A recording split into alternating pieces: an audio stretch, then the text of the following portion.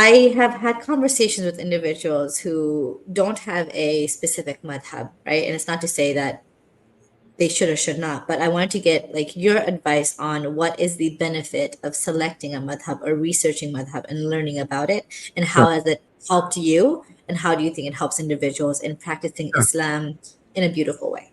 sure. My general recommendation to people would be is that to learn your religion from qualified people that you trust.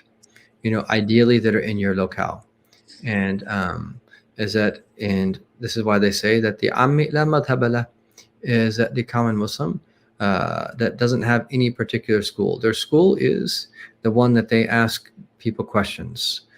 And so that this doesn't mean that we don't that encourage people to follow school, but I just like to start very broadly, and so people don't get confused, is that learn from the most qualified and best people that you can, ideally in your locale, and then secondarily as a band-aid through the internet if you don't have that locally, right? Which part of the way you introduced this program, which I thought was beautiful, is that the programs of Celebrate Mercy that are like, this is like a community for people who don't have a community, is that these are opportunities for people who oftentimes don't have local opportunities, and that some people have local opportunities as well, and they just love the programs that you all put on. But I thought that was a very beautiful way to present that, and that this would be my recommendation. Learn from your local people.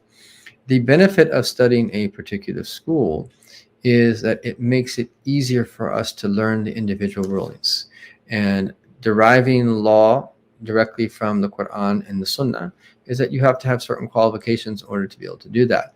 And it would be impossible for someone who doesn't have those qualifications to do that. Exceedingly difficult. You wouldn't even be able to figure out how to make wudu, let alone all of the other things. So that following a particular school, essentially what you're following is not just Imam Shafi.